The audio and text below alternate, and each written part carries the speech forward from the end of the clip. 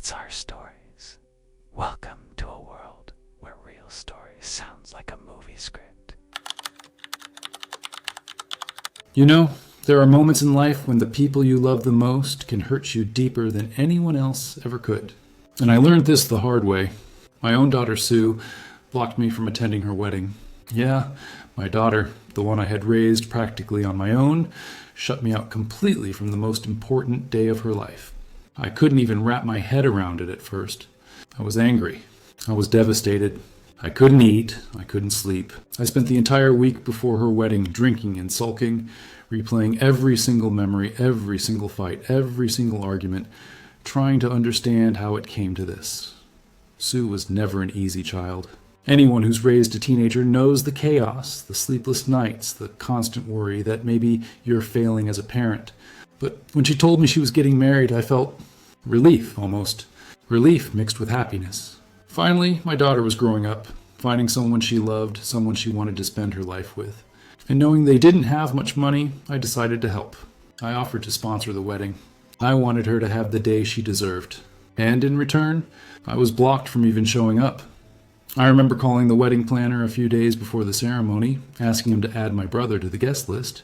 He told me the list was full. I pressed him to send me the full list. I wanted to see if there was any way we could work it out. He hesitated. He said Sue specifically instructed him not to share the guest list with anyone. I told him, I'm her dad. I'm paying for this wedding. You need to comply. He still resisted. It wasn't until I mentioned calling his boss that he reluctantly sent me the list. And when I saw it, my heart shattered. My wife and I weren't on it. Not a single mention of us. I called the planner back, confused, desperate even. There must be some mistake, I said. Our names aren't there. And then he showed me the emails. Sue had instructed him explicitly not to include us and to ensure the security blocked us if we tried to enter the venue. Just imagine that. Your own child, the one you've cared for, loved, and protected all these years, telling strangers to stop you from attending her wedding. I called her that day. Voicemail, left a message. She didn't call back. Next day, same thing. By the third day, just one day before her wedding, I went to her apartment. She lived with her fiancé. I wanted answers. She said she was busy with wedding prep. I could see it in her eyes. Avoidance, guilt maybe, but also defiance. She knew I had discovered the guest list, and I think that scared her. I told her flat out, Sue, I know you blocked me from your wedding. And her reply, something I'll never forget. Well, good for you. Saves you time and energy traveling. I'll send photos if I get the chance. I just lost it. There was no remorse, no apology, nothing. My anger turned into tears. I asked her, trembling, what did I do wrong to deserve this? Her answer hit me like a knife. She said I had always wronged her, first by introducing a stepmom, then by not taking her side in family disputes, by defending others when she was being cruel. She demanded unconditional support, even when she mistreated my niece, even when she got caught taking pills at school. Everything I had done to protect her, all the college admissions I had secured, all the times I had defended her from consequences, it meant nothing. And then she said I was spreading negativity in her home. I reminded her I was paying for the wedding. Her response, I owed her. I owed her. I lost my mind. I screamed, well, more like sobbed in rage, telling her I owed her nothing, that everything I had done was already enough. She told me to leave. She had no time for my emotional drama. I went home, collapsed in front of my wife, Mercy, my second wife, a kind, forgiving woman who had always calmed me down, had always helped me bear the weight of raising Sue alone. But seeing me like this, something in her snapped. For the first time she said, enough. We can't let her think she can treat us like this. And that's when I knew what I had to do. The decision didn't come lightly. I sat there, staring at the wedding invoices and contracts, feeling a mix of anger, betrayal, and, honestly, a strange sense of clarity. Sue had crossed a line, one that could never be ignored. I canceled all the wedding arrangements. The venue, the decorators, the caterers, everything. Most of the advance payments were lost, sure, but at that moment, it didn't matter. I had been generous, patient, forgiving, and she had treated me like an invisible guest, like a stranger. I remember the day of the wedding vividly. The wedding planner, decorators, and caterers showed up at the venue, all excited, all ready. But when security stopped them at the gate, chaos erupted. The planner called me frantically, demanding to know what had happened. I told him plainly, "It's no longer my responsibility. Sue can handle the consequences of her own actions." I watched from a distance, knowing she was moments away from realizing the full scope of her actions. Reports came in that she had a scuffle with the venue guards, almost getting arrested for trespassing, and was only saved by her fiancé arriving just in time. She tried calling me. I had blocked her number. She even came to my house afterward, but I had taken steps to make sure she couldn't get in. Not out of fear, not out of hiding, but because I needed peace. She wasn't there to reconcile. She was there to lash out. All those years, I had tolerated her tantrums, her cruelty, her endless demands. I had watched her manipulate situations, manipulate people, even blame my parents for things she herself had done. But this was the final straw. She was no longer a child I could endlessly forgive. Sue had wanted an intimate wedding with just her friends. Fine. But now she had to deal with the fallout of my actions. My parents, of course, were horrified. They called, concerned, worried that I had been too harsh, too cruel. But I told them she brought this upon herself. Years of ungratefulness, cruelty, and entitlement led to this moment. Still, even as I justified my actions, a tiny voice inside me whispered guilt. A father is supposed to be forgiving, patient, loving unconditionally, right? But when your child uses you, manipulates you, and hurts everyone you love, including the kind, selfless woman you married, how long do you endure it? Mercy, my wife, she had been there through all of it. Through every drug scare, every rebellion, every sleepless night worrying about Sue's choices. She was always my calm, always my anchor, but she also knew when enough was enough. That day, she encouraged me to take a stand. She said, "We can't let her think she can keep hurting us without consequence. It's time she faces the reality of her actions." And so, the wedding was canceled.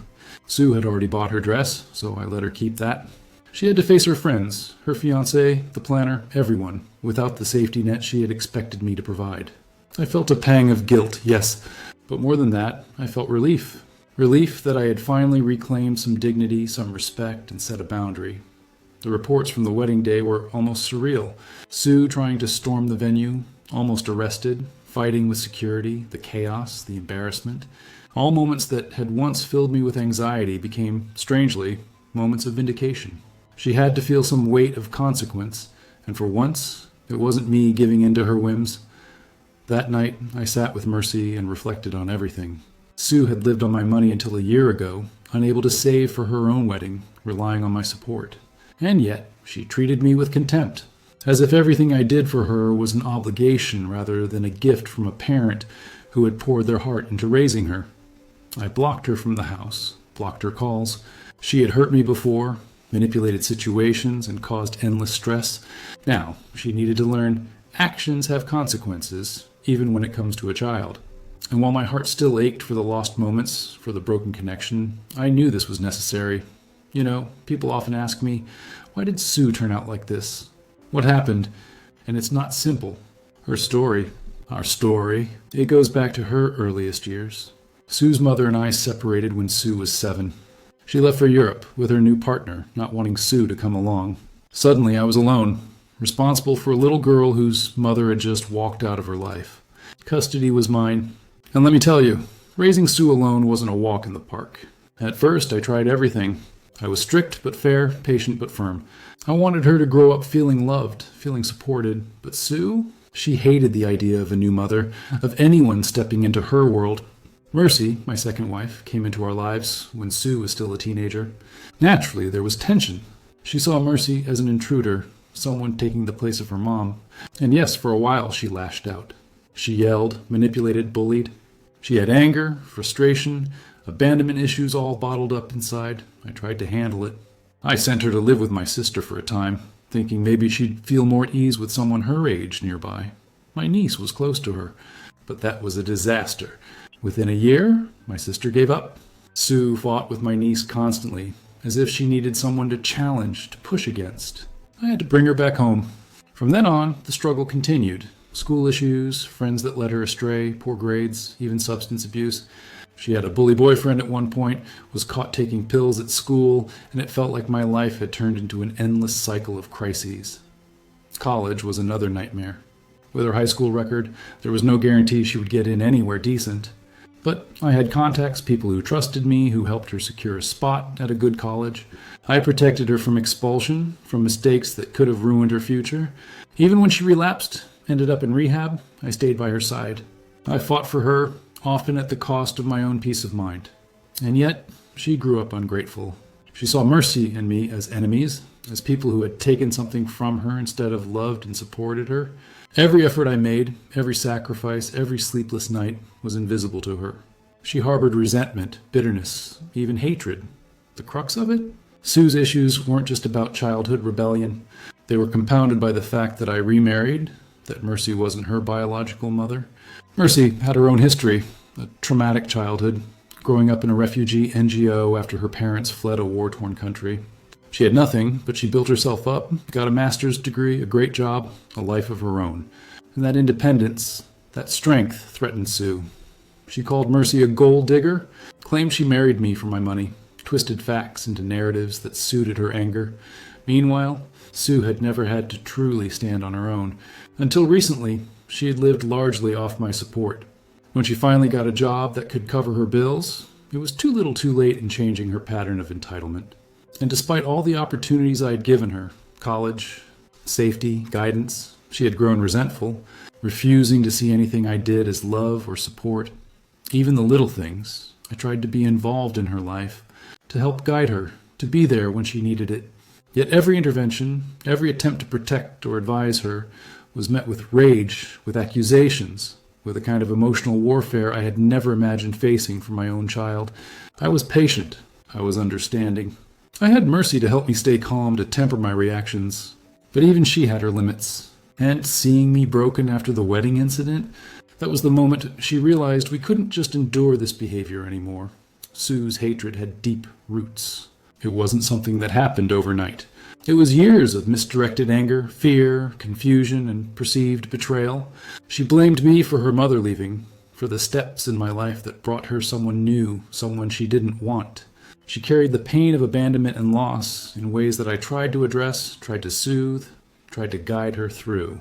But as she got older, that pain morphed into cruelty, into entitlement, into a refusal to recognize the sacrifices made for her. And that brings us full circle. The wedding. It wasn't just a wedding. It wasn't just money or control. It was the culmination of years of misunderstanding, neglect, mistakes, and resentment on both sides. I was her father, yes, but I was also a man who had limits, a man who had loved her beyond reason, who had protected her beyond measure. And when she shut me out, when she tried to erase my presence from the most important day of her life, I had to respond. I had to set a boundary, however painful. After the wedding was canceled, things didn't calm down. They exploded. Sue tried everything she could think of to lash out at me. She called, texted, even showed up at my house. But I had taken precautions. Blocked her from entering. Blocked her from contacting me through any platform. I wasn't afraid of her, not really. I just couldn't let her anger, her words, her venom into my home. I had learned that lesson the hard way. Even my parents, my own parents, were upset at first. They couldn't believe I had gone through with canceling the wedding. "Aren't we supposed to be patient? Isn't she your daughter?" they asked. But then Sue turned on them too. She accused them of being in cahoots with me. She blamed them for old issues, her drug use in high school, her misbehavior in college. They had always tried to protect her, to guide her, to love her unconditionally. And now she spat on that. After seeing her chase them away, my parents finally understood that what I had done was necessary. They changed their stance. They agreed I couldn't let her think she could continue to hurt us. Sue's anger didn't end with the wedding. She continued to lash out, manipulating situations, blaming anyone who tried to help her. She held grudges that spanned years, focused all her bitterness on me, on Mercy, even on my parents. And yet, there was a strange truth. She was deeply lonely. Over the years, her behavior had alienated almost everyone in her life. Friends, colleagues, even family. She had burned those bridges herself. And when life finally confronted her with consequences, she had no support system left. It was over a year later that I finally got an unexpected call from an unknown number. It was Matt, her husband. My heart raced. What had happened? Was she okay? But Matt surprised me. Sue was fine, he said, but she wanted to meet me in person. I felt hope, a tiny spark that maybe, just maybe, reconciliation was possible. I imagined she might be ashamed, perhaps embarrassed, unable to face me directly. Maybe Matt was acting as a mediator. I agreed to meet, my mind buzzing with anticipation. But when I arrived, only Matt was there. Sue wasn't. She was gone, and I learned that she and Matt had separated. He explained that her anger, her manipulative behavior, and extreme temper had made the marriage unbearable. She would throw things, break household items, lash out over minor disagreements. And Matt, as patient as he was, had finally reached his limit. Matt also had another request. He wanted me to help Sue, not punish her, not lecture her, but support her through therapy, help her navigate her anger and isolation. She had no friends left, he explained, no real support network, and he believed I might be the only person she would listen to. I knew it wouldn't be easy. I wanted to help, I truly did. I showed up, alone this time, without mercy, to protect her from seeing the wrath she might unleash.